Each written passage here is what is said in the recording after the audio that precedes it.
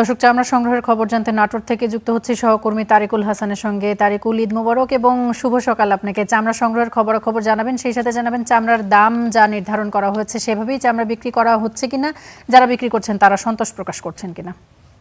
নাটোরের চকবুদনাথ আসলে সারা রাত ঘুমায়নি। এখানে যে কর্মব্যস্ততা, আনুষঙ্গিক যে কাজকর্ম, সবকিছু নিয়ে এখানকার যারা ব্যবসায়ী, আড়তদার এবং সংশ্লিষ্ট সবাই এই রাত ভর কিন্তু তাদের যে প্রয়োজনীয় কাজ সেগুলো করেছেন। এখনো কিন্তু তাদের কাজ শেষ হয়নি।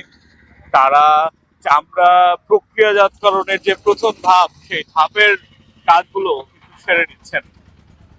কেউ চামড়ায় লবণ মাখছেন, কেউ চামড়া বাছাই করে দিচ্ছেন, কেউ আবার যে চামড়াগুলো একটু কম বা একটু বেশি সেগুলো আলাদা করে রাখছেন।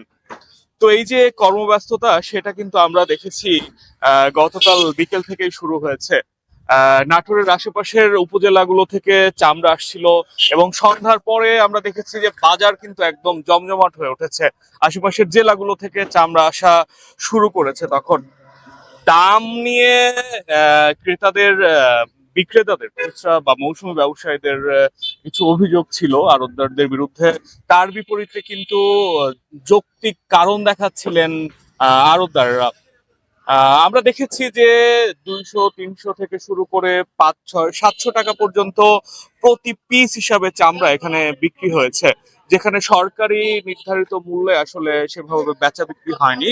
এবং এইখানকার যারা সংশ্লিষ্ট তারা জানিয়েছেন যে আসলে লবণ ছাড়া সরকারি যে নির্ধারিত মূল্য, সেই অনুযায়ী আসলে চামড়া তাদের পক্ষে কেনা সম্ভব না।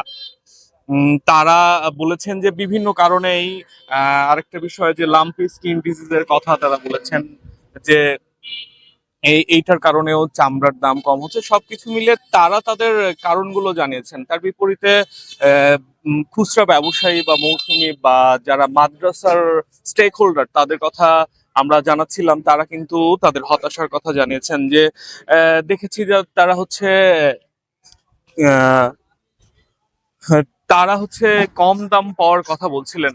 তো আহ আমরা দেখেছি যে প্রশাসনের কর্মকর্তারা এখানে এসেছেন, কিন্তু তারা বলেছেন যে তারা অভিযোগ না পেলে আসলে তেমন কোনো পদক্ষেপ নেবে না। তাছাড়া মোটামুটি বাজার ব্যবস্থাপনা ভালোই ছিল, ভালোই জমজমাট ছিল এবং চলতে থাকবে বাজার, এরকম কথাই জানিয়েছেন। এবং 8 থেকে 10 লাখের মতো এই চামড়া বেচাকেনা হবে এই ঈদ মৌসুমে, এমন তথ্য এখানে যারা আড়তদার এবং সংশ্লিষ্ট রয়েছেন তারা দিয়েছেন। তো চামড়া বাজার থেকে এই ছিল এখন পর্যন্ত আমার কাছে সবশেষ খবর। অসংখ্য ধন্যবাদ আপনাকে আমাদের সঙ্গে যুক্ত হবার জন্য।